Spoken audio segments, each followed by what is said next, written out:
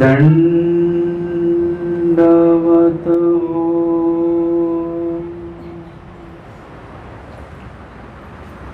संकल्प ब्रह्मविद्या निरूपणाच्या नवरात्री 2023च्या या सायंकालीन पूजावसर या विषयासंदर्भात आपण आज सायंकालीन पूजावसराच्या 15व्या चौपदीपासून पुढे श्रवण आणि चिंतन करणार आहोत। स्वामींचा सायंकालीन पूजावसर जो आहे तो संपन्न झालेला आहे आणि तदनंतर कवींनी परमेश्वराचं व्यक्त अव्यक्त जे काही वर्णन आहे ते वर्णन या ठिकाणी करत असताना आणि वास्तविकता मांडत असताना पूर्णपणे स्वामींच्या श्रीमुखींच्या वचनांचं प्रमाण जे आहे त्या प्रमाणाच्या आधारानेच त्यांनी या ठिकाणी विषय मांडलेला आहे, वर्णन केलेलं आहे आणि जी यथार्थता जी आहे ती आमच्या समोर ठेवलेली आहे।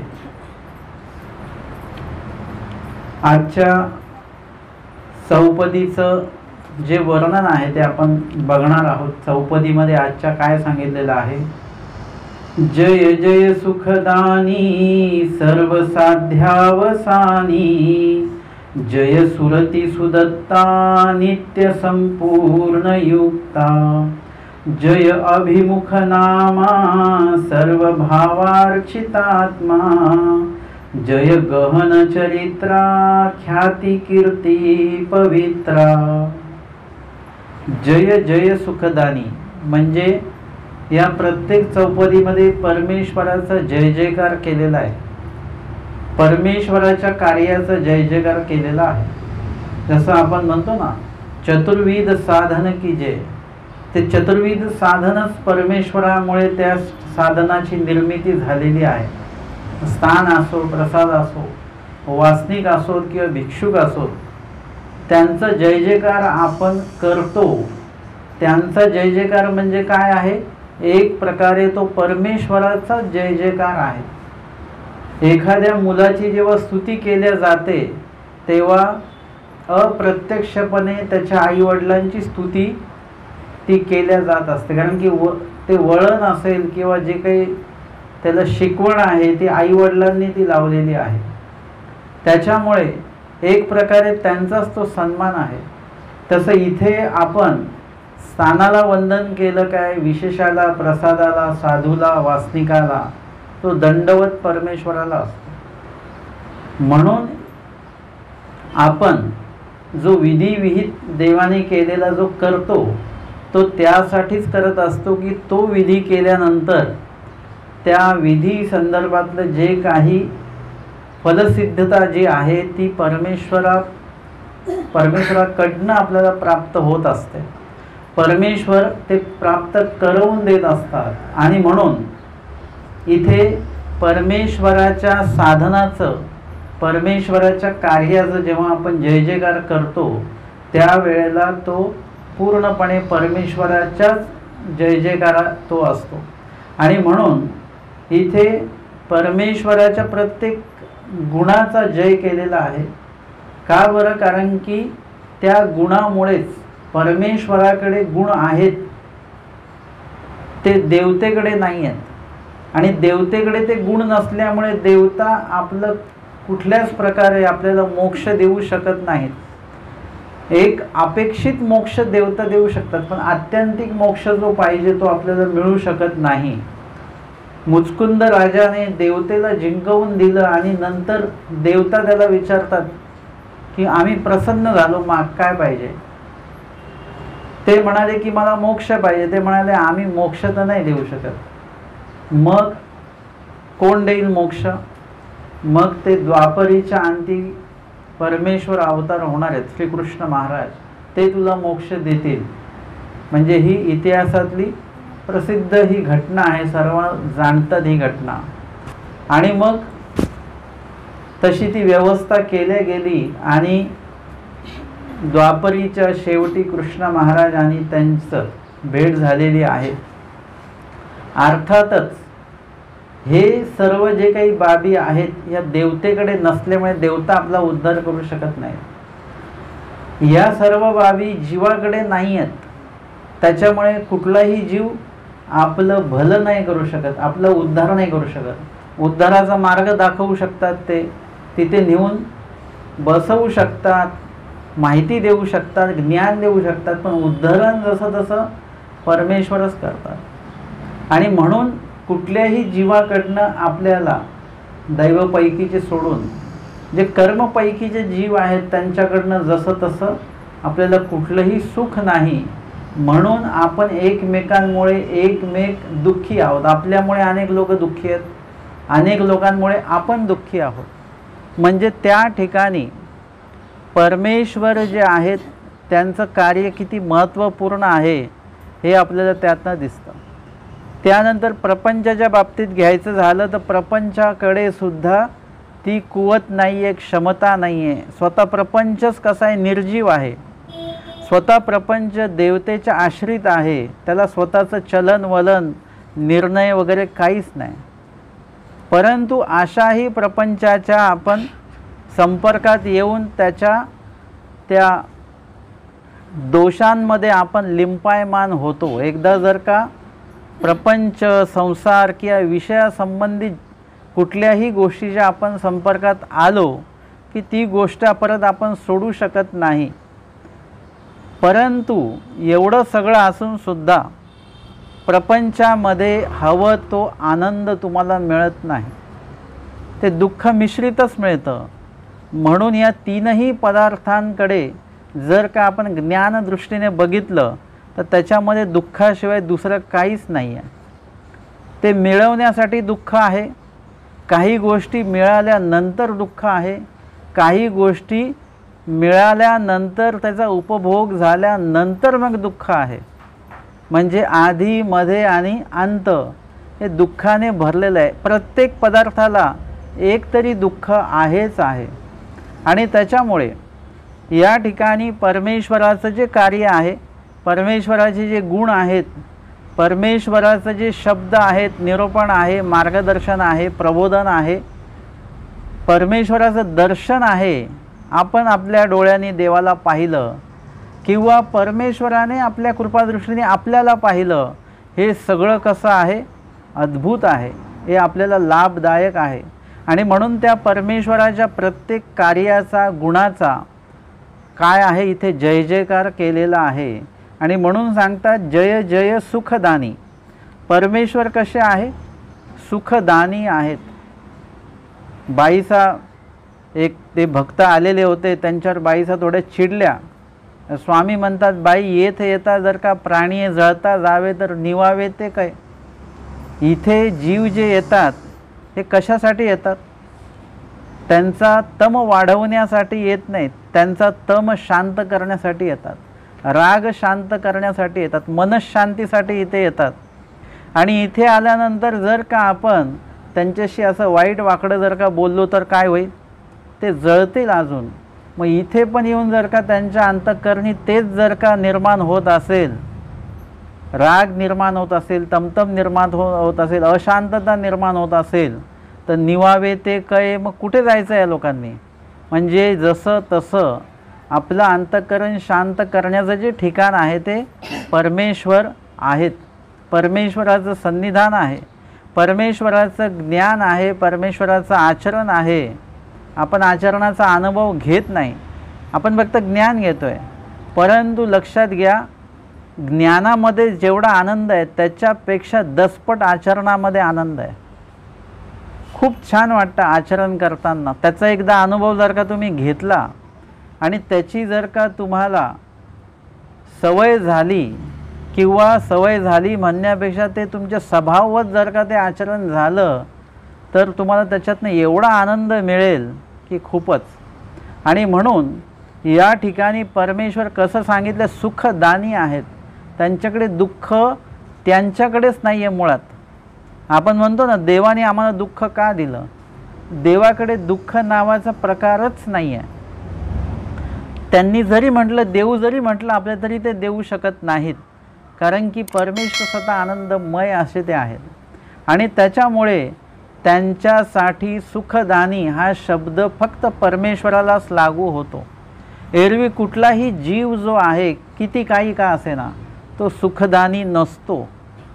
तो सुखासोबत आपल्याला दुःखही देत असतो. दोन्ही गोष्टी असतात त्याच्यामध्ये, दोन्ही गोष्टींचं समाविष्टता असते. कुठलाही पदार्थ खा त्याचं गुणसुद्धा आहे आणि त्याचा दोषसुद्धा आहे. कुठलाही व्यक्ती घ्या त्याच्याकडनं सुखसुद्धा आहे आणि तेवढंच दुःखसुद्धा आपल्याला असतं. फक्त आपण मानून घेतो नाही घेतो. आईला किती त्रास झाला मुलाचा तरी ती मानून घेत नाही, परंतु दुःख हा प्रकार आहे म्हणजे आहेच. म्हणून जसं तसं सुखदानी कोण आहेत? परमेश्वर आहेत. सर्व साध्यावसानी म्हणजे सर्व साध्याचा शेवट परमेश्वर आहे. किंवा आपल्याला शेवट जर का काही प्राप्त करायचा असेल, शेवट साध्य आपलं काय असेल तर ते परमेश्वरच आहे. म्हणजे एकदा जग जर का फिरून आलात की मग आपल्याला लक्षात येतं की आता काय प्राप्त करायचं बाकी आहे. सगळंच प्राप्त करून झालं, भोगून झालं, दुःख प्राप्त झालं, त्याच्यातनं अस्वस्थता झाली, सगळं मिळालं, परंतु समाधान मिळालं नाही. आपल्याला सुख मिळतं नाही अशातला भाग नाही, परंतु समाधान आपल्याला कधीही मिळत नाही. आपण समाधान फक्त मानून घेत असतो. त्याला महानुभाव पंथाच्या तत्त्वज्ञानास मानलेपणाचे सुख असा शब्द आलेला आहे. जसं जीवाने जसं केलं त्याला बघून संलग्न करतो. संलग्नाला काही गरज नाही काही गोष्टी करायची, पण तो ते करतो आणि त्याला ते मानलेपणाचं सुख आहे की माझ्या सांगातीने जसं केलं तसं मी केलं. हे मानलेपणाचं सुख जे आहे तेच आपण धरून बसलेलो आहोत. म्हणून आपल्याला काही गोष्टींची जाणीव होत नाही. वांचून जाणीव ही आहेच. कितीही ऑपरेशन करताना भूल दिली, चांगली दिली, एकदम मोठा डॉक्टर बोलून ती भूल दिली, ऑपरेशन करताना काही जाणवलं नाही, पण एकदा भूल उतरली की ते दुःख सुरू होऊन जातं. म्हणजे दुःख तुम्हाला टळत नाही. ते तुम्ही आता पोस्टपोन केलं तर पुढे ते मिळणारच आहे. तुम्ही त्या दुःखाला म्हटलं पुढे चला मी येतोच, मग आता पुढे जाऊन तो थांबलेला आहे. आता पुढे आपण जेव्हा जाऊ तेव्हा तो भेटणारच आहे, ते कुठे ना कुठे. तसं आहे की दुःख हे टळत नाही, हे भेटणारच आहे तुम्हाला. सुखसुद्धा टळत नाही, ते भेटणारच आहे. परंतु जेव्हा तुम्ही सगळं काही दुनिया बघून, जेव्हा जग बघून जेव्हा तुम्ही थकून जाता त्यावेळेला मग तुम्हाला काय वाटतं? जसं तुम्ही आता बाजारातनं फिरून आलात, दिवसभर फिरलात, मग आता तुम्हाला काय वाटतं? आदल्या दिवशी वाटत असतं इथे जायचं, इथे जायचं, इथे जायचं, हे सगळं ठरवलेलं असतं तुम्ही. आणि जेव्हा तुम्ही तिकडे जाता, फिरून येता, सगळं ते बाजार हाट सगळं बघून येता, मग तुम्हाला काय वाटतं? फिरावं असं वाटतं का? तुम्हाला असं वाटतं एका ठिकाणी बसावं, शांत, डोळेसुद्धा बंद करून बसावे, झोपून राहावं, आता काही हालचाल करायची नाही. आता तुम्हाला मनशांती, देहशांती हे सगळं पाहिजे असतं. कुणाशी बोलायचं नसतं, कुणाचं काही ऐकायचं नसतं, काहीच नाही. कधी कधी तर एवढं थकतो माणूस जेवायचाही कंटाळा येतो. म्हणजे काय आहे की एक विशिष्ट वेळाने तुम्ही जेव्हा थकता सर्व बघून, त्याला म्हटलेलं आहे विकाराच्या ज्या काही पायऱ्या सांगितलेल्या आहेत, रसरूपता, अभिमुखता वगैरे जे काही सांगितलेलं आहे, संबंधी विकार, विकारी रस, रसी अभिमुख, सेवा आणि निवृत्ती. एकदा एखादी गोष्ट प्राप्त करेपर्यंत तुम्हाला त्याची अभिलाषा असते. एकदा प्राप्त झाल्यानंतर त्याच्याविषयीची आवडी कमी होऊन जाते, शून्य होते, आणि किंवा त्या गोष्टीचा तुम्हाला कंटाळा येतो. कंटाळा आल्यानंतर निवृत्ती म्हणजे तुम्ही त्याच्या त्या सुखापासून तुम्ही निवृत्त होऊन जाता. हे काय आहे? हा शेवट जो आहे प्रपंचातला असो, जीवासंबंधित असो, देवतेसंबंधित असो, तो शेवट जो आहे ना तो वाईट आहे. आपण काय म्हणतो, शेवटचा दिस गोड व्हावा, किंवा जेवणामध्ये शेवटी आपण गोड जे आहे म्हणजे जे काही तिखट आंबट जे काही चव जेवणामध्ये आपण पूर्ण खाल्ली, शेवट काय झालं पाहिजे? गोड पदार्थ खाऊन झाला पाहिजे. पण प्रपंचात तसं आहे का? तुम्ही आयुष्यभर तिखट आंबट तुरट सगळ्या अनुभव तुम्ही घेत राहता, पण शेवटही गोड होत नाही. शेवट अजून दुःखदायक असतो. आणि तो जो शेवट आहे तो गोडच झाला पाहिजे. म्हणून सर्व साध्यावसानी आपलं तुमचं आमचं सगळ्यांचं जे काही साध्य आहे ते परमेश्वर असलं पाहिजे. परमेश्वर प्राप्त करणं असलं पाहिजे. परमेश्वर आठवणं हेच आपलं साध्य असलं पाहिजे. आणि म्हणून सांगितलं जय जय सुखदानी सर्व साध्यावसानी, म्हणजे सर्व साध्याचं शिखर आपण यक्षिणीपासून, म्हणजे मनुष्य देह हा मध्य आहे. मनुष्य देहाच्या खालू ते जेवढ्या काही जीवांचं ठिकाणं आहेत, जिथे जिथे जीव जातात मनुष्य देह सोडून, ते सगळे नरकफळ आहेत. किती सोपी व्याख्या आहे नरकाची. तुम्ही मनुष्य देहात आहात, ही कर्मभूमी आहे. याला मोक्ष किंवा त्याला स्वर्ग म्हटलेलं नाही. मनुष्य देहाला, मनुष्य देहाला कर्मभूमी असं म्हटलेलं आहे. तुम्ही तुमच्यासाठी ही अशी जागा आहे की तिथे तुम्ही नव्याने चांगलं आणि वाईट दोन्ही जोडू शकता. जीव सर्वाधिकारी, इथे मनुष्य देहामध्ये तो सर्वाधिकारी आहे. तो सर्व काही जोडू शकतो. सर्व अधिकारी म्हणजे चांगलं नाही वाईटही सर्व जोडू शकतो, चांगलंही सर्व जोडू शकतो. केवळ वाईटच जोडू शकतो, केवळ चांगलंच जोडू शकतो, काहीही करू शकतो तो. म्हणून तो सर्व अधिकारी आहे. मग मनुष्य देहाखालू ते जिथे जिथे जीव दिसतात तुम्हाला, ते ते सर्व जीव नरकफळातले आहेत. तुम्हाला एखादा कुत्रा किती आवडत असेल तो नरकफळात आहे. एखादा तुम्हाला वाटले की वाघ म्हणजे एकदम बघितलं की तुम्ही प्रसन्न होतात, पण तो नरकफळात आहे. एखादं झाड तुम्हाला छान वाटतं, सावली आहे, पण ते नरकफळात आहे. हे सगळं नरकफळातलं आहे. मग हे सर्व इथे आपल्याला जायचं नाही आहे. मनुष्य देहात आता आपण आहोत, इथं काय चाललं हे पण आपल्याला माहिती आहे. परत तुम्हाला जेव्हा ज्ञान होतं, मग तुम्ही वेदाच्या माध्यमातून ज्ञान घ्या, तर वेदामध्ये पण त्या गोष्टी सांगितलेल्या आहेत की देवतेंची फळांचं किती कालावधी आहे, काय आहे, किती वेळ ते भोगायचं आहे आणि नंतर कधी त्याचं तिथून पतन व्हायचं आहे, हे सगळं त्याच्यामध्ये सांगितलेलं आहे. ब्रह्मविद्या शास्त्रामध्ये पण याची माहिती आमच्या स्वामींनी दिलेली आहे. मग आता काय बाकी राहिलं? यक्षिणीपासून चैतन्य मायेपर्यंतच्या सुखफळांविषयी पण बघून झालं, ऐकून झालं. तिथे पण तुम्हाला कायमस्वरूपी असं सुख आनंद नाही आहे. मनुष्यदेही अनुभव घेतो आहे आणि नरकफळी तर काहीच नाही आहे. मग आता कोण राहिलं? जय जय सुखदानी सर्व साध्यावसानी. सर्व सुखाचं सर्व आनंदाचं जे शिखर आहे ते फक्त परमेश्वराचं सन्निधान आहे. परमेश्वराच्या स्वरूपाची प्राप्ती आहे आणि परमेश्वराच्या माध्यमातून प्राप्त झालेला जो आनंद आहे हेच आमचं साध्य आहे. आता तुम्ही इकडे तिकडे कुठेही लक्ष घालू नका किंवा हे ते मिळवण्याचं कुठलंही मनामध्ये विचार करू नका. जय जय सुखदानी सर्व साध्यावसानी.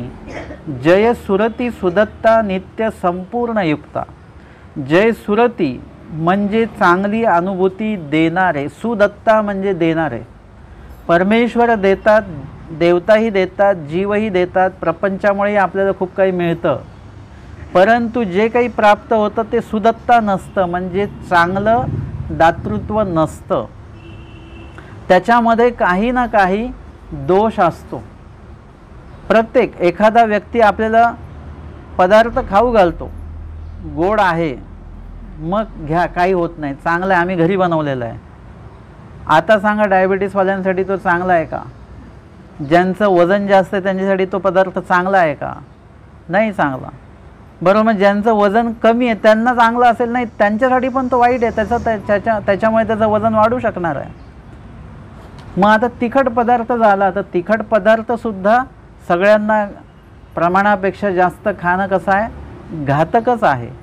म्हणजे आपल्याला सगळीकडनं मिळतं, परंतु ते किती योग्य आणि किती अयोग्य, किती पद्धतीने आपल्याला लाभदायक की अलाभदायक, ते म्हटले तुम्हाला जागेवर सगळं मिळणार, काहीच हालचाल नाही करायची. चांगलं आहे का हे? जागेवर सगळं भेटणं आपल्याला आरामाच्या दृष्टीने चांगलं आहे, परंतु अशा पद्धतीचा आराम मात्र चांगला नाही. जागेवर भेटणं सगळ्या गोष्टी चांगल्या नाहीत.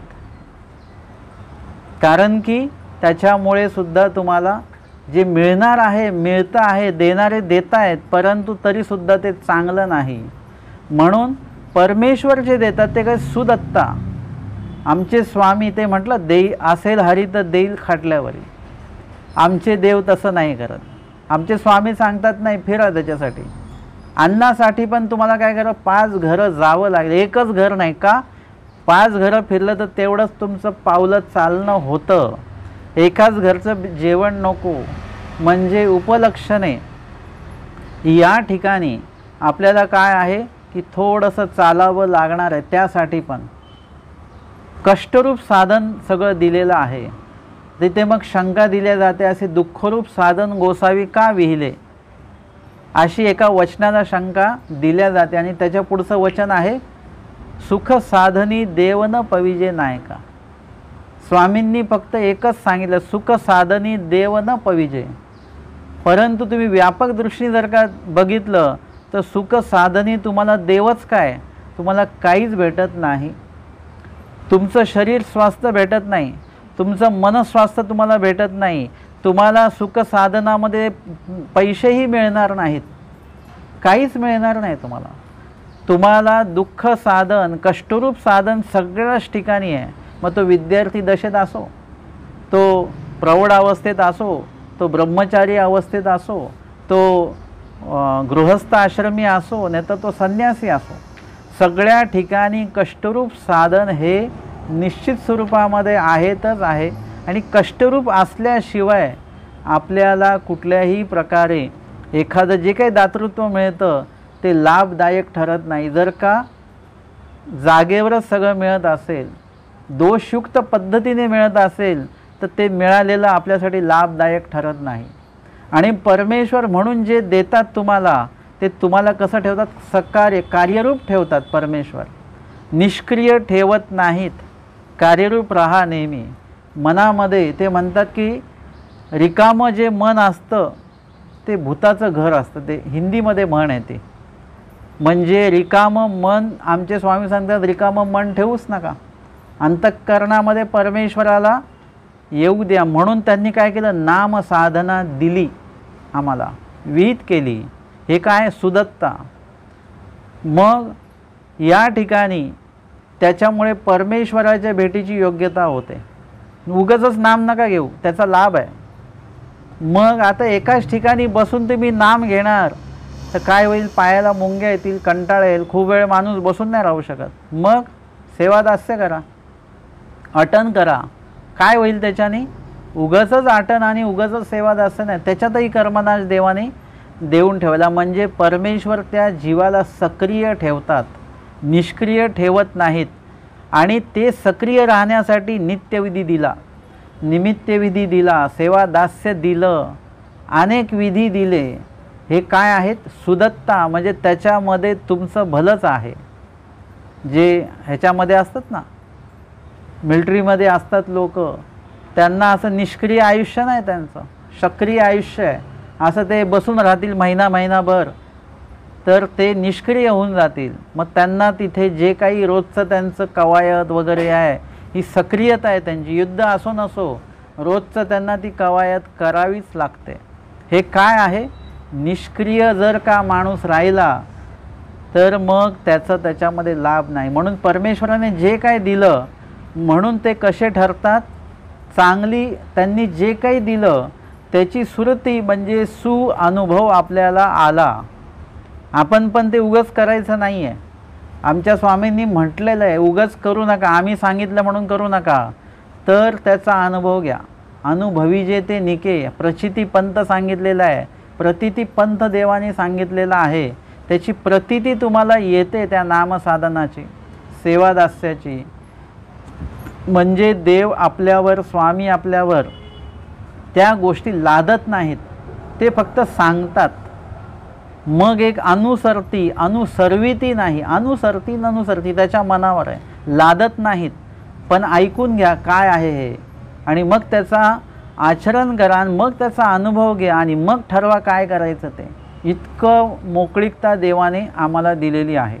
म्हणून त्यांनी काय केलं, सुरती म्हणजे त्यांनी जे जे काही दिलेलं आहे ते चांगलंच दिलं आणि त्याचा चांगला अनुभव पण आम्हाला प्राप्त झाला. आणि ते परमेश्वर कसे आहेत, नित्य संपूर्ण युक्ता. त्यांनी जे काही दिलं ते नित्य आहे, ते अनित्य नाही आहे. आणि ते स्वतःसुद्धा कसे आहेत, नित्य आहेत. नित्य व्यापक परमेश्वर सांगितलं. आणि ते कसे संपूर्ण युक्ता, संपूर्णत्वाने युक्त आहेत. परमेश्वराचे सगळं ही नित्य. आणि तिथे सांगितलेलं आहे की जीवासाठी ज्या देवता विभागतात पिंडस्थ रूपाने आणि परमेश्वरासाठी ज्या देवता विभागतात ओळखणी रूपाने, हे दोन्ही सारख्याच आहेत का? ईश्वरी संपूर्ण शक्ती म्हणजे परमेश्वरासाठी ज्या शक्त्या विभागल्या चेतना शक्ती, त्यासुद्धा संपूर्ण आहेत. परमेश्वर तर संपूर्ण आहेतच, त्याच्याविषयी शंकाच नाही आहे. परंतु परमेश्वराच्या बाबतीत जे काही त्या ठिकाणी विभागणी झाली देवतादिकांची, ती सुद्धा कशी संपूर्णच आहे. ते अपूर्ण वगैरे नाही, अव्यक्ता समान त्यांचं सामर्थ्य आहे. उपलक्षणे परमेश्वर कसे संपूर्ण युक्ता, एक तर त्या संपूर्ण शक्तीने युक्त आहेत. मग तो धर्माचा विषय असेल, धर्माचा थोवा असेल, ज्ञानाचा थोवा असेल, विज्ञानाचा थोवा असेल, गुणाचा थोवा असेल, हे कसं आहे, अपूर्ण नाही आहे, संपूर्ण आहे. एवढंच काय, तर एखाद्याकडे जर का ती गोष्ट अपूर्ण असेल तर आमचे स्वामी ती काय करतात, पूर्ण करून देतात. उधळीनाथांना काय केलं आमच्या देवानी, त्यांची ती अपूर्ण विद्या घेऊन त्यांना पूर्ण विद्या करून दिले. हे संपूर्णत्वाचं लक्षण आहे. जी व्यक्ती सगळ्या गोष्टी पूर्ण करते त्यांना संपूर्ण म्हणता येईल. आपण सगळ्या गोष्टी संपूर्ण करत नाहीत. आपण एक तर अर्ध्यापासून सुरुवात करतो किंवा अर्ध्यामध्ये ती गोष्ट सोडून देत असतो. आपण कुठली गोष्ट पूर्ण नाही करत, शेवटपर्यंत करत नाही, म्हणून आपण अपूर्ण ठरतो. देवतासुद्धा एक विशिष्ट वेळ सुख देतात, त्याच्यानंतर परत पतन करून देतात, म्हणून त्याही पूर्ण ठरत नाही, त्याही अपूर्ण ठरतात. प्रपंच जडमूड असल्यामुळे तो सुद्धा आपल्याला तसा काही लाभदायक नाही, म्हणून तोही अपूर्ण ठरतो. पण जसं तसं परमेश्वर जे आहेत त्यांनी सुरुवात केली आहे आपण तमात असतानापासून, आणि शेवटी प्राप्तीला जाईपर्यंत पूर्ण जी जबाबदारी ती देवाने घेतली आपली, अशी पूर्ण जबाबदारी जे घेणारे आहेत परमेश्वर, तेच खऱ्या अर्थाने संपूर्ण आहेत. संपूर्ण व्यक्तीच पूर्ण जबाबदारी पार पाडू शकतात. आणि म्हणून या ठिकाणी इथे परमेश्वराला नित्य संपूर्ण युक्त असं म्हटलेलं आहे. जय अभिमुख नामा म्हणजे ते जे परमेश्वर आहेत ते जीवांच्या सदाही कसे सन्मुखच आहेत. असं तुम्ही आवाज दिला ते लोक म्हणतात ना, तुम्ही कधीही सांगा, काय अडचण असेल तर आम्हाला सांगा बरं का, आम्हाला फोन करा. आणि जर का आपण फोन केला तर आम्हाला थोडे पैसे पाहिजे होते, ते म्हणतात नाही, ते आता तर नाही आहे पैसे. त्यांना जर का म्हटलं आम्ही अडचणीत आहोत, लवकर या, नाही आम्ही गावाला आहोत, की आम्ही येऊ शकत नाही, मुलाची शाळा हे आहे ते आहे, इतके बहाणे. परंतु आधी इतकं सांगितलेलं असतं की अक्षरशः ते जेव्हा आपल्याला ते ऑफर करतात की जेव्हा तुम्हाला कधीही मदत लागली तर आम्हाला सांगा, तर आपल्याला अक्षरशः त्यांच्या रूपात देवच दिसतात. खरंच गरजवंताला असं वाटतं हे देवच आहेत बरं का. परंतु ते जेव्हा खरोखर ते कार्य तुमच्यासमोर उभं राहतं आणि त्यांची मदत घ्यायला तुम्ही पुढे जाता, तेव्हा त्यांच्याकडनं तुम्हाला काहीही मिळत नाही. अपूर्णत्व त्या ठिकाणी तुम्हाला जाणवतं. म्हणजे ते सन्मुख असल्याचं फक्त दाखवल्या जातं, पण कोणीही तुमच्या सन्मुख नसतं. मग तुम्ही म्हणाले मग ते उपदेशी आले ना आमच्यासाठी धावत, हा मग त्या उपदेशांना पाठवलं कोणी? परमेश्वराने पाठवलं. हे काय आहे? सन्मुखत्वाचं हे लक्षण आहे. किंवा एखादे साधूच त्यावेळी आले आणि हे काय आहे? सन्मुखाचं ते लक्षण आहे. म्हणजे त्या ठिकाणी परमेश्वर सन्मुख आहेत, म्हणजे जवळ आहेत. परमेश्वर आपल्या समोरच आहेत, आपल्याला दिसत नाहीत. कधी दिसतील? जसं एखाद्याची नजर कमजोर झालेली आहे, त्याला समोरची गोष्ट कधी दिसेल? तो जेव्हा चष्मा घालेल तेव्हा ते समोरचं त्याला दिसेल. एक विशिष्ट लांबचं आहे, त्याला ते दुर्बीण लावल्यानंतर त्याला ते लांबचं दिसेल. एखादी गोष्ट टी व्हीवर सुरू आहे पण तो टी व्ही चालू केल्याशिवाय ती गोष्ट दिसणारच नाही. म्हणजे हे काय आहे, तुम्हाला ती दृष्टी तयार करावी लागेल. अर्जुनाच्या समोर स्वामी आहेत पण ते कोण आहेत काय आहे ती दृष्टीच त्यांना नाही आहे. तेवढी अप्रोक्ष प्रगटिले ती दृष्टी त्यांना दिली आणि मग ते सगळं स्वरूप त्यांना दिसलं, काय आहे काय नाही सगळं काही बघितलं त्यांनी. आणि मग अर्जुनाचे जे काही शंका ज्या आहेत त्या तिथे सगळ्याची उत्तरं मिळाली. त्यांचे तोंड बंद झालं नाही, त्याची उत्तरं मिळाली. परमेश्वर तुमचं तोंड बंद नाही करत. परमेश्वर तुम्हाला सर्व प्रश्नांची उत्तरं देतात, त्याचं समाधान करतात. माहिमभट्टांचं आमच्या देवाने तोंड बंद नाही केलं, त्यांच्यापर्यंत ती सगळी उत्तरं पोहोचवली ज्या ज्या शंका त्यांना होत्या. आणि नव्याने निर्माण झालेल्या प्रश्नांनासुद्धा उत्तरांचा आधार स्वामींनी सिद्धांत तत्त्वज्ञान सांगून दिलं आणि ते समाधानी झाले. एकदम हो हे पटलं आपल्याला. अशा पद्धतीचं अंतःकरण माहिमभट्टांचं झालं. आणि मग पूर्वीचं निरूपण स्वामींनी केलं आहे. मग पुढचे शास्त्र वगैरे सर्व त्यांना निरूपण केलं स्वामींनी. तसं अर्जुनाला सुद्धा म्हणजे माहिमभट्टांकडे ती दृष्टी नव्हती सुरुवातीच्या काळात, पण आमच्या स्वामींनी काही प्रश्न उत्तरं काही सिद्धांत सांगितले आणि त्यांची दृष्टी तयार झाली. ती पूर्वी प्रकरण निरूपण केल्यानंतर ती दृष्टी तयार झाली त्यांची. ती दृष्टी तयार करावी लागते, परमेश्वर ती दृष्टी तयार करतात. तसंच अर्जुनाला ती दृष्टी दिल्या गेली आणि मग त्यांना हे कोण आहेत ते समजलं. तोपर्यंत कळलंच नाही. मग हे काय आहे, अभिमुख सन्मुख आहेत. आजही देव आपल्या सन्मुखच आहेत.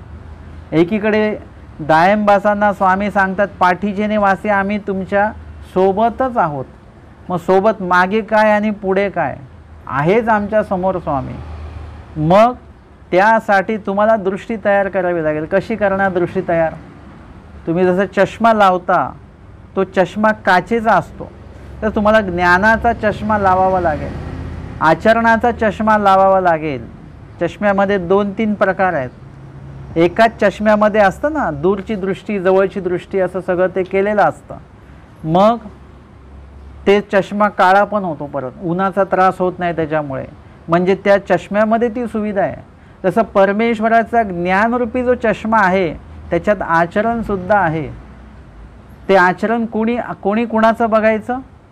तो चष्मा असा आहे की त्याच्यातनं आपणच आपलं ज्ञान बघायचं, आपल्याला ज्ञान किती आहे. त्या चष्म्यातनं आपण किती आचरण करतो हे त्या चष्म्यातनं बघायचं आहे. कोण किती गुणदायक आहे ते त्या चष्म्यातनं बघायचं आहे. आपण किती दोषदायक आहे ते त्या चष्म्यातनं बघायचं आहे. ती दृष्टी जेव्हा तुम्ही तयार कराल, तो चष्मा जेव्हा तुम्ही वापराल उपयोगात आणाल, तेव्हा परमेश्वर तुम्हाला सन्मुख दिसायला लागतील. तुम्ही काही करायला लागले, भांडायला लागले की तुम्हाला लगेच जाणवेल नाही देव समोर आहेत, लक्षात येईल तुम्हाला. जर का तुम्ही कोणाचं वाईट चिंतन करायला लागले लगेच तुम्हाला जाणवेल नाही देव आपल्याला बघतायत. सन्मुख अभिमुख देव कधी? जेव्हा तुम्ही आचरण करायला लागाल तेव्हा तुम्हाला देव समोर आहेत की कुठे आहेत हे तुम्हाला तेव्हा जाणवेल, त्याच्याशिवाय जाणवणार नाही. तसं परमेश्वर नेहमीच आपल्या सन्मुख आहेत. आणि अभिमुख नामा म्हणजे नामाच्या माध्यमातनं परमेश्वराचं जे काही नाम आहे ते नाम सर्व वेळा आपल्या सोबत आहे. ते मुखामध्ये जर का आपल्या नाम असेल तर परमेश्वर आपल्या सोबत आहेत. मुखात नाम नसेल तर परमेश्वर आपल्या सोबत नाहीत.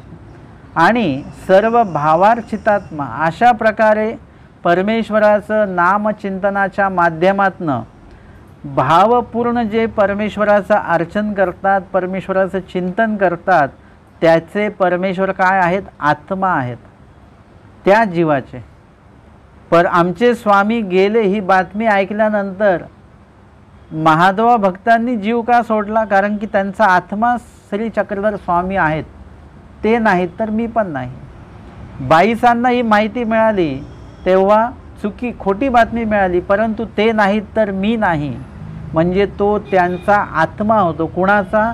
जे सदोदित परमेश्वरामध्ये रममान असतात, जे सदोदित परमेश्वरामध्ये चिंतनामध्ये असतात. भट्टोबासांसारखी व्यक्ती, त्यांचा आत्मा आहे परमेश्वर.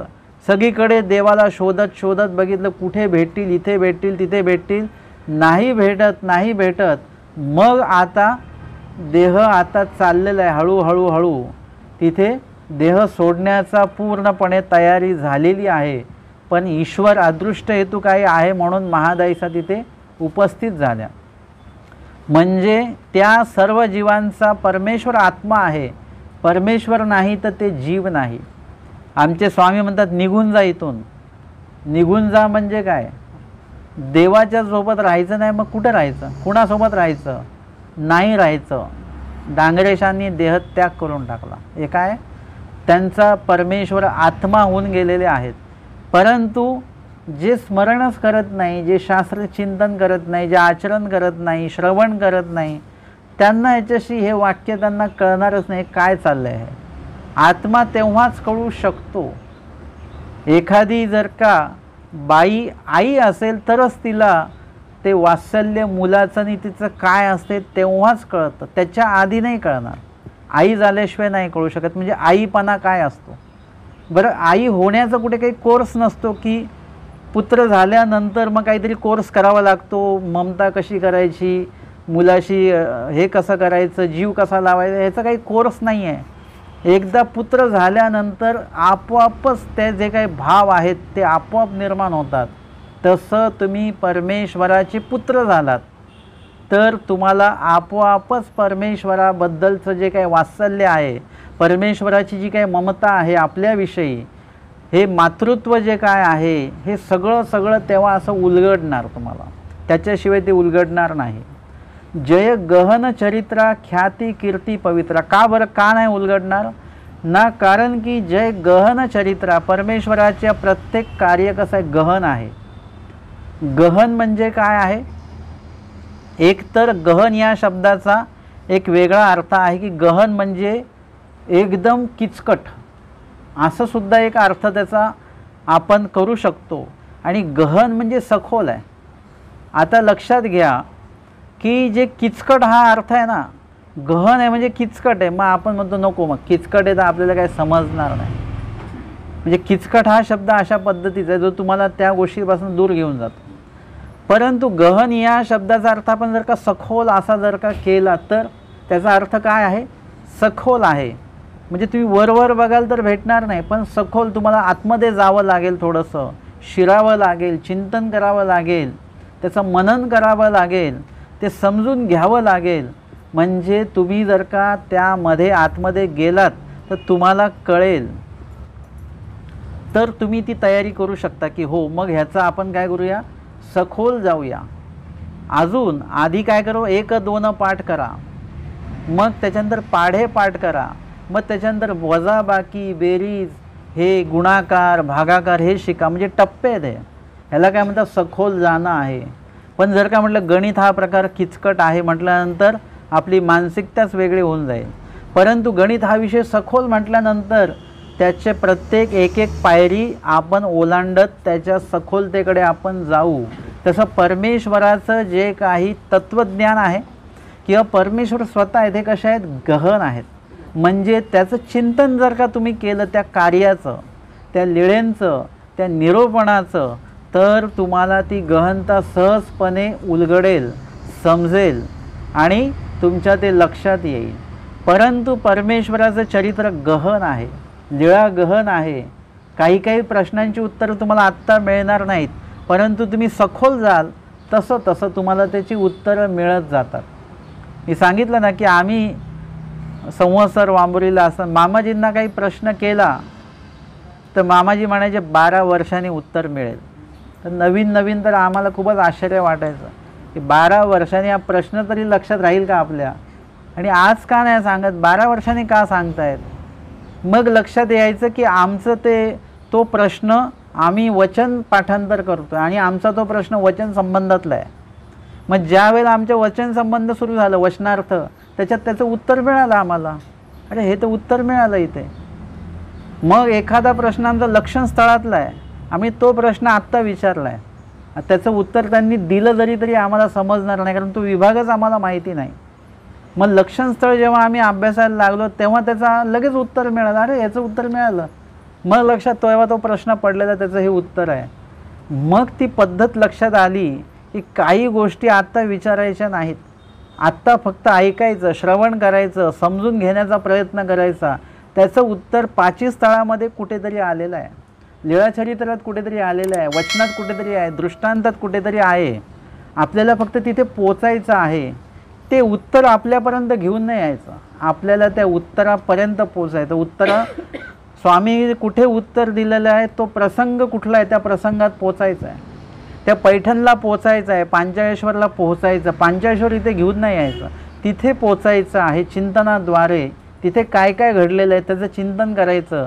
तिथे तुम्हाला त्याचं उत्तर मिळतं की एक वेळ अशी होती की आमचे स्वामी तहान लागली तरी पाणी मागत नव्हते, आणि एक वेळ अशी आहे की आता हे गुंफा बांधल्याशिवाय आम्ही थांबणार नाही.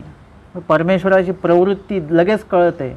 पांचाळेश्वराचं चिंतन इथे केलं तर ते चिंतनामुळे परमेश्वराची प्रवृत्ती कळते. कधी अशी आहे, कधी तशी आहे, आधी अशी का होती, आता अशी का आहे. हे त्या गहनतेतनं जर का तुम्ही त्याचं चिंतन केलं तरच ते चरित्र तुम्हाला कळेल. आणि असं गहन चरित्र असून देखील काय आहे, ख्याती कीर्ती पवित्रा, म्हणजे पवित्र अशा परमेश्वराची ख्याती. काही लोक ख्याती कीर्ती असं पण म्हणतात बरं का. तो शब्द काय आहे, मराठी शब्द आहे ख्याती. ख्याती कीर्ती म्हणजे ख्यातीची कीर्ती आहे. ख्याती म्हणजे ज्या काही विशेषता आहे, प्रसिद्धी आहे, ती प्रसिद्धी कसली, कीर्ती. म्हणजे कीर्ती ही सुद्धा प्रसिद्धीच आहे. परमेश्वराची जी काही कीर्ती आहे, जे काही विशेषता आहे, त्याची ख्याती आहे. अशा परम पवित्र परमेश्वराच्या कीर्तीची ख्याती सर्व दूर पसरलेली आहे. का, कारण की त्या गहनतेपर्यंत अनेक लोक पोचलेत. तुम्ही आम्ही नसेल पोचलो, पण याच्या आधी अनेक लोक पोहोचलेले आहेत, अनेक विद्वान लोक होऊन गेलेले आहेत. जय कमनीय मूर्ती हेम गर्भांग कांती, जय सुरणमितांघ्री चित्पदाद्या भवारी, जय विलसित मध्यानंग जन्मोद्भवाद्या, जय सुकमळनाभा कांतवक्षादि शोभा. परमेश्वराच्या श्रीमूर्तीबद्दल सांगतायत. जय कमनीय मूर्ती म्हणजे आता जेव्हा तुम्ही पूजावसर जेव्हा आठवता तेव्हा परमेश्वराची श्रीमूर्ती पण आठवल्या जाईल. श्रीकंठी, गळदंडा, मुकुटमाळा, हात सरे, हे जे काही तुम्ही आठवताय, श्रीचरण प्रक्षाळन असेल, यामध्ये संपूर्ण ती मूर्ती आलेली आहे.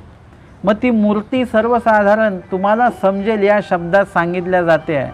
वाचून त्या शब्दात जरी सांगितले तरी आपल्याला समजेलच असं नाही, परंतु तरीही वर्णन केलेलं आहे की कमनीय मूर्ती म्हणजे परमेश्वराची श्रीमूर्ती जी ती कशी आकर्षक आहे, सुंदर आहे. हेम गर्भांग कांती म्हणजे त्या श्रीमूर्तीचा वर्ण कसा आहे, हेम गर्भांग, काय शब्द लिहिलेला आहे एकदम. म्हणजे हेम म्हणजे सोनं, परंतु त्या सोन्यासारखा आहे. चांपे गौर ज्याला म्हटलेलं आहे, परंतु कसा, सोन्यासारखा. परंतु तुम्हाला फक्त सोनं माहिती आहे, सोनं पिवळं हे माहिती आहे, परंतु इथे शब्द काय, हेम गर्भांग म्हणजे ते सोनं कुठलं, हे असं वापरतं सोनं नाही. वापरतं सोनं त्याच्यावर धूळ बसलेली आहे वगैरे वगैरे, थोडं दूषित झालेलं आहे. जे गर्भांग आतलं जे आहे ना, जे राखीव आहे असं, ते सोन्याचा रंग कसा आहे, एकदम पिवळा धमक येतो. या प्रदूषणाच्या संपर्कात आलेला नाही, तो निर्दोष आहे. तो केवळ सोनं आणि सोनं आहे, त्याच्यावर धूळ नाही आहे. त्या सोन्याचा वर्ण बघा कसा आहे, आणि ह्या वापरत्या सोन्याचा वर्ण बघा कसा आहे. तुम्हीच बघा आता घरी जाऊन, मग तुम्हाला कळेल की गर्भांग म्हणजे आतला जो रंग आहे त्याच्यासारखं एकदम निर्दोष असा रंग येतो. म्हणजे तो रंग तुम्हाला कुठेही दोषयुक्त असं वाटत नाही. असं म्हणजे दोषयुक्त का नाही वाटत, एखाद्याचं पिवळा रंग दिसलं तर तुम्ही काय म्हणाल, कावीळ झाली बरं का यांना, वाटेल की नाही. एखाद्याचा रंग पिवळा दिसला तुम्ही म्हणाल कावीळ चेक करून या तुम्ही तुमची. परंतु परमेश्वराचा जो वर्ण आहे तो तसाच आहे, सोन्यासारखा. चांपे गौर आहे, तो पिवळाच आहे, परंतु तो तुम्हाला तो तसा नाही दिसणार. त्याच्यामध्ये एक तेजता आहे, त्याच्यामध्ये एक काय आहे, एक जे काय आपण ते सांगितलं स्वामी, येथीची दैवी आहे. दैवी ते क्वापी नाही, तर ती दैवी जी आहे, ती तेजता ती आहे, ती तुम्हाला इतर वर्णांमध्ये पिवळ्या रंगात किंवा सोन्याच्या ह्याच्यात तुम्हाला ती दिसणार नाही. आणि म्हणून सांगितलं हेम गर्भांग कांती, पूर्ण शरीराची जी कांती आहे, श्रीमूर्तीची जी कांती आहे मायापुराची, ती अशी चांपे गौर आहे. जय सुर नमी तांघरी, म्हणजे देवतादिक वगैरे जे पण आहेत ते काय करतात, परमेश्वराला वंदन करतात, नमन करतात. चित्पदाद्या म्हणजे मायेदी सकळ ज्या देवता आहेत त्या सगळ्याही देवता त्या परमेश्वराला वंदन करतात. असे हे परमेश्वर कोण आहेत, चित्पदाद्या भवारी, म्हणजे भवाचं प्रपंचाचं आरी आहेत, म्हणजे वैरी आहेत. वैरी आहेत म्हणजे आता इथे शब्दशः अर्थ असा होतो, परमेश्वर काय प्रपंचाचे वैरी नाही आहेत का, प्रपंचावर परमेश्वर नाराज आहेत वगैरे अशातला भाग नाही. परंतु आपल्यामध्ये जो प्रपंच साठलेला आहे, जसं असतं ना ते कॅलेस्ट्रॉल वगैरे वाढतं, मग ते काही व्यायाम हे करा ते करा, मग ते काढून टाकलं जातं. आपल्यामध्ये जास्त प्रमाणात आपलं वजन आहे तर ते व्यायाम वगैरे करून ते काढलं जातं. आता हे तरी निघून जाईल एखाद्या वेळेस, पण आपल्यामध्ये जो प्रपंच घुसलेला आहे तो कधी निघत नाही. परंतु जर का तुम्ही परमेश्वराच्या संपर्कात गेलात तर भवारी म्हणजे परमेश्वर काय करतात, तुमच्यातला तो प्रपंच जो आहे तुमच्यामध्ये साठलेला तो बाजूला काढून टाकतात. हळूहळू त्याच्यातनं तुम्ही अलिप्त होऊन जाता. एकीकडे प्रपंच उद्ध्वस्त झाला म्हणून कुठेतरी स्वयंवर झालेले आमचे आचार्य भट्टोबास, म्हणजे हे नंतर जेव्हा स्वामींच्या संपर्कात आले, येता येता प्रत्येक भेटीमध्ये बदल होत गेला आणि अनुसरणानंतर तर पूर्णच बदलून गेले भट्टोबास. तिथेच भाकेचे पोफळ देऊन दिलं आणि प्रपंचाचा त्याग केला. नंतर परत प्रपंचाचं नाव घेतलं नाही. महिम भट्ट प्रपंच वेगळे होऊन गेले एकदम, एवढं सर्व ऐश्वर्य सोडून आले. हे काय आहे, भवारी म्हणजे त्या प्रपंचाचा त्याग. स्मृतिस्थळाचं जर का तुम्ही वाचन केलं, श्रवण केलं तर त्याच्यामध्ये येतं, कवणी एक ब्राह्मण आले, त्यांची आणि भटोबासांची उघाणी झाली आणि त्यांनी भिक्षा केली. लगेच अनुसरले. लगेच म्हणजे एक कालावधी गेला, 1 वर्षाचा 6 महिन्याचा गेला असेल, त्याच्यात तो कालावधीची नोंद नाही आहे, पण अनुसरलं हे महत्त्वाचं आहे. का बरं, भवारी म्हणजे परमेश्वराचं ज्ञानच असं आहे की जे तुम्हाला सर्व गोष्टींची पारदर्शकता दाखवतं. जीव देवता आणि प्रपंचाची पारदर्शकता ही आपल्याला परमेश्वराच्या ज्ञानामुळे जाणवते, लक्षात येते आणि मग आपल्याला प्रवास किती पुढे करायचा की नाही करायचा आपल्याबरोबर ठरतं. किती प्रमाणात करायचा आहे प्रवास, किती लिंपायमान त्याच्यात व्हायचं आहे किंवा नाही व्हायचं आहे हे बरोबर ठरतं. काही लोकांचं असतं की चांगला जर का पदार्थ असेल येऊ द्या, जेवढा मिळाला तेवढा खातच राहतात. पण काही लोक बघा ते म्हणतात की नाही माझं एवढाच आहार आहे, एक थोडंसं घ्या, ते म्हणतात नाही म्हणजे नाही. त्यांचा तेवढाच आहार, तेवढंच ते जेवणार, त्याच्यापेक्षा एक घास जास्त खात नाहीत. हे काय आहे, म्हणजे त्या ठिकाणी ते त्या कार्याशी पक्के आहेत. तसं जर का परमेश्वराच्या संपर्कात तो जीव आला की तो पक्का होऊन जातो की नाही आता पुढे बस, एवढाच प्रपंच झाला, आता इथून पुढे जायचं नाही आपल्याला. हे काय आहे, भवारी म्हणजे भवरूपी जो शत्रू आहे त्याचाही नाश करणारं असं परमेश्वराचं ज्ञान आहे आणि ते आचरण आहे जर का केलं तर. जय विलसित मध्यानंग जन्मोद्भवाद्या. जय विलसित म्हणजे शोभायमान दिसते आहे. काय बरं, न विलसित मध्या म्हणजे कंबर जी आहे, कटी प्रदेश जो आहे तो शोभिवंत असा दिसतो आहे. विलसित मध्य हा शब्द आहे, पण इथे मध्या, जय विलसित मध्यानंग, मध्या आणि नंग म्हणजे मध्य आणि अनंग असा शब्द आहे. तो मध्य हा शब्द वेगळा आहे आणि अनंग हा जे काही शब्द आहे तो वेगळा आहे.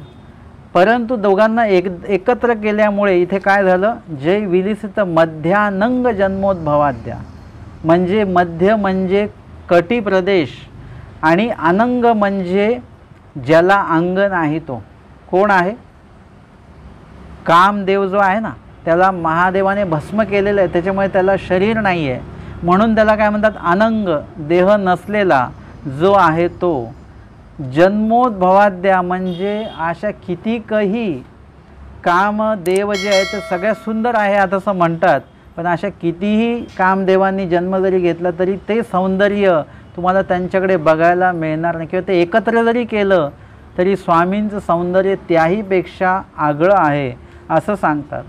जे सुकमळ नाभा म्हणजे जी काही नाभी प्रदेश आहे ती नाभी जी कशी आहे सुकमळ म्हणजे चांगली अशी सखोल आहे.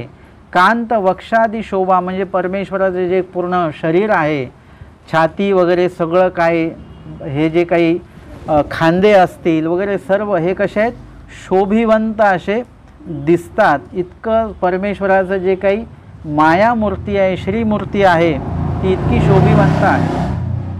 जय सरळ सुपानी भक्त कैवल्यदानी, जय प्रहसित वक्ता ब्रह्मविद्या उदारा, जय सकळ कटाक्षा प्रेम संचार लक्षा, जय सुमुकुट दीप्ती सर्व सौंदर्य मूर्ती. जय सरळ सुपानी, सरळच आहेत. सुपानी म्हणजे पाणी म्हणजे काय हात. श्रीकर जे आहेत ते सरळ आहेत, असे वाकडे तिकडे असं नाही आहे. एकदम जर का स्वामी ताट उभे राहिले ते जे हात आहेत ते आजान बाहू आहेत, तर ते जे खालपर्यंत असे पोचणारे ढोपरापर्यंत असे ते बाहू आहेत परमेश्वराचे, आणि ते सरळ आहेत. आणि ते हात कसे आहेत श्रीकर कसे आहेत सुपाणी म्हणजे चांगले आहेत, चांगलं दातृत्व करणारे आहेत, चांगलंच घेणारे आहेत, वाईट घेणार नाहीत. जे जे काय आहे ते चांगलंच कार्य करणारे ते स्वामींचे श्रीकर असल्यामुळे त्याला सुपाणी असं म्हटलेलं आहे. जय सरळ सुपाणी भक्त कैवल्यदानी. ते सुपाणी कसे आहेत बरं न, ते भक्तांना कैवल्याचं दान देतात म्हणून ते हात कसे आहेत चांगले आहेत आमच्यासाठी. एरवी कैवल्याचं दान कुणी देऊ शकत नाही. कैवल्य म्हणजे केवळत्व आणि आपल्याला या सर्वांपासून मुक्त करणारं असं जे दान आहे ते कैवल्य दान, ते परमेश्वर आपल्या हाताने देतात. म्हणजे काय करतात हाताने देतात म्हणजे वास्तविक हाताने देत नाहीत, परंतु त्यांचा तो दातृत्वाचा तो भाग आहे म्हणून ते कसे आहेत श्रेष्ठ आहेत.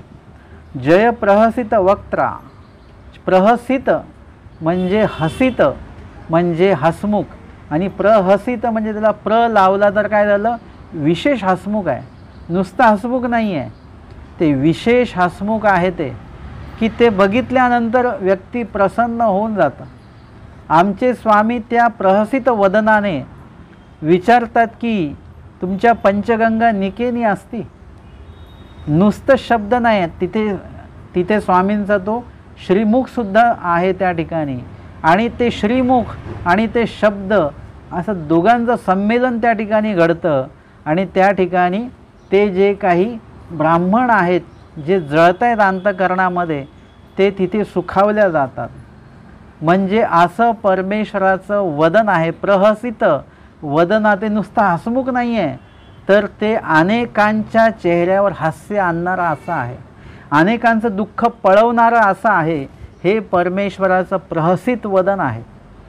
एखादा व्यक्ती जर का प्रहसित हसमुख असेल तर आपण त्याला काय म्हणतो, वेडा दिसतो काय सतत हसूनच राहिला, असंही होतं. काही वेळेला असं वाटतं आपल्यालाच हसतोय बरं का म्हणून रागही येतो आपल्याला, परंतु एखाद्याचा चेहरा प्रसन्नच असतो की त्याला बघितलं की आपल्याला बरं वाटतं. मी सांगितलं ना आमच्याकडे एक जण येतात, ते अन्य व्यक्ती आहे पण त्यांना कधी विचारलं की कसं चाललं ते म्हणा एकदम छान, देवाची कृपा आहे, सगळं व्यवस्थित. त्या माणसाने कधीच सांगितलं नाही माझा हात दुखतोय पाय दुखतोय हे झालं आणि ते झालं, कधीच तक्रार नाही.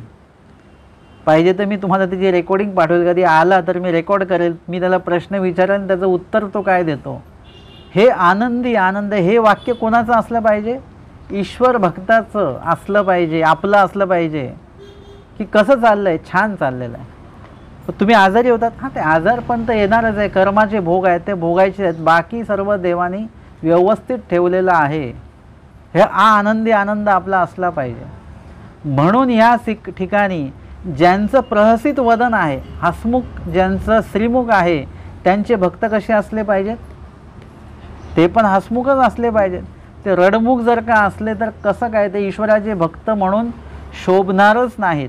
म्हणून ती दृष्टी परमेश्वराची जी आहे, जी श्रीमुख परमेश्वराचा आहे, त्याचा लाभ आपल्याला होणं गरजेचं आहे. ते कधी होईल? ते प्रहसित वदन जे आहे परमेश्वराचं, ते आपल्या चेहऱ्यावर कधी प्रतिबिंबित होईल. तसा चेहरा आपला होणार नाही, प्रतिबिंबित होईल. आपला चेहरा प्रसन्न दिसेल लोकांना. जेव्हा ते प्रहसित वदन असलेले परमेश्वर आपल्या हृदयात येतील, तेव्हा आपलाही चेहरा तसाच हसमुख होईल, आनंदी दिसेल, प्रसन्न दिसेल. तुम्हाला कुठल्याही प्रकारचा कुठलाच मेकअप करायची गरजच पडणार नाही, इतका चेहरा सुंदर होईल आपला. मी नेहमी सांगत असतो ना, अधिकरण वर्ग जे आहेत ते कुठला मेकअप करतात का? त्यांचा चेहरा इतका पाणीदार कसा काय दिसतो, तेज कसं असतं त्यांच्या चेहऱ्यावर, काहीच लावत नाही ते चेहऱ्याला. का दिसतं असं? कारण ते ब्रह्मविद्येचं तेज आहे, ते ज्ञानाचं तेज आहे, ते आचरणाचं ते तेज आहे. आणि त्याच्यामुळे त्यांच्या त्या हृदयामध्ये ज्या गोष्टी आहेत ते त्यांच्या चेहऱ्यावर येतात. आपण विज्ञानाच्या दृष्टीने खूप पुढे गेलो, पण अजून आपल्याला हेच कळलं नाही की हृदयात जे असेल ते चेहऱ्यावर असेल. तुमचा चेहरा खराब दिसतो का? तुमचं हृदय खराब आहे, त्याचं सरळ सरळ त्याचा उत्तर आहे. आणि तुमचा चेहरा प्रसन्न दिसतोय का? तुम्ही तुमचा वर्ण काळा असो, गोरा असो, सावळा कसा का असेल, पण तुम्ही प्रसन्न दिसणं महत्त्वाचं आहे. कधी दिसाल? जेव्हा हृदयामध्ये परमेश्वर येतील. प्रहसित वदन ज्यांचं आहे ते जेव्हा तुमच्या हृदयात येतील, तुमचा चेहरा प्रसन्न झाल्याशिवाय राहणार नाही. म्हणून सांगतात जय प्रहसित वक्त्रा. वक्त्र म्हणजे काय? मुख. इथे मागे आपण ते पण बघितलं ना की जे तांबूळ आहे ते कसं परमेश्वराच्या मुखामध्ये जे तांबूळ वक्र कमळी, वक्त्र म्हणजे वक्तृत्व करणारं जे आहे ते मुख, त्या कमळी मुखकमळामध्ये, तसं इथे सुद्धा जे सांगितलेलं आहे प्रहसित वक्त्रा म्हणजे मुख ब्रह्मविद्या उदारा. ते प्रसन्न पण आहे आणि ब्रह्मविद्या देण्यासाठी ते मुख नेहमी तयार आहे. असं कधी नाही आहे की बाबा आता निरूपण नाही, प्रत्येक वेळी निरूपण आहे. जरी बाईसांना म्हटले की वानरेशा ते पुसा, म्हणजे त्यांना सलगता दाखवली. स्वामी असं नाही म्हणाले की आता नाही निरूपण करायची, आता वेळ नाही आहे, आता आम्हाला कंटाळा आला, असं नाही. आम्ही जे बोललो ते वानरेशा ते पुसा बरं. त्यांना विचारा का बरं? वानरेश जेव्हा बोलतील तेव्हा भटोबासांना सुद्धा त्याचा लाभ होईल निरूपण केल्यामुळे. बाईसांना जे आवड आहे आणि अर्थाप्रती ते बोलत आहेत त्याचा लाभ त्यांना होणार आहे आणि सोबतच त्यांची उजळणी पण होणार आहे. म्हणून परमेश्वर उदारा म्हणजे कुणालाही ज्ञान दातृत्वासाठी अडथळा ठरत नाहीत. ते मुख जे आहे ते फक्त आणि फक्त ज्ञानदानासाठी, म्हणूनच ते मुख उदार आहे कायमस्वरूपी. जय सकळ कटाक्षा प्रेम संचार लक्षा. सर्वांकडे कटाक्षाने परमेश्वर बघतायत, कृपादृष्टी आहे. कशासाठी? न प्रेम संचार लक्षा. प्रेम संचार करणंच हे ज्यांच्या दृष्टीचं लक्ष आहे, त्या दृष्टीने ते सगळ्यांकडे कटाक्षपणे बघतात की कोण आहे का की ज्यांना मी इथे प्रेमदान देऊ शकेन. जय सुमुकुट दीप्ती सर्व सौंदर्य मूर्ती. सुमुकुट जय म्हणजे त्या पूर्ण त्या श्रीमूर्तीचा, त्या परमेश्वराचा जय जयकार आहे. ज्यांचं जे मुकुट आहे ते कसं आहे? तेजपुंज असं आहे. सुमुकुट आहे, चांगलं मुकुट आहे. डोकं त्यांचं व्यवस्थित आहे, चांगलं आहे. म्हणजे ते सांगितलं ना की परमेश्वराच्या श्रीचरणाचा नख जरी बघितला तरी तो तसा नख तुम्हाला बघायला मिळणार नाही, इतकं त्या नखाचं सौंदर्य आहे. हे एका टोकाचं सांगितलेलं आहे. आता हे या टोकाचं आहे. श्रीमुकुट म्हणजे हे वरच्या टोकाचं सांगितलेलं आहे. तर श्रीमुकुट कसा असेल? श्रीमुख सांगितला. श्रीमुकुट कसा आहे? सुमुकुट दीप्ती म्हणजे तेजपुंज आहे. सर्व सौंदर्य मूर्ती म्हणजे सर्व सौंदर्याने असा तो युक्त परमेश्वर आहेत. सर्व सौंदर्याने युक्त ती श्रीमूर्ती आहे, ते मायापूर आहे. आणि अशा या परमेश्वराचा सदैव जय जयकार आहे असं कवी या ठिकाणी सांगतात. आजच्या या 9व्या सत्रामध्ये सायंकालीन पूजावसराच्या आज आपण या ठिकाणी 15, 16 आणि 17 अशा 3 चौपद्यांवर या ठिकाणी श्रवण आणि चिंतन केलेलं आहे. दंडवत हो।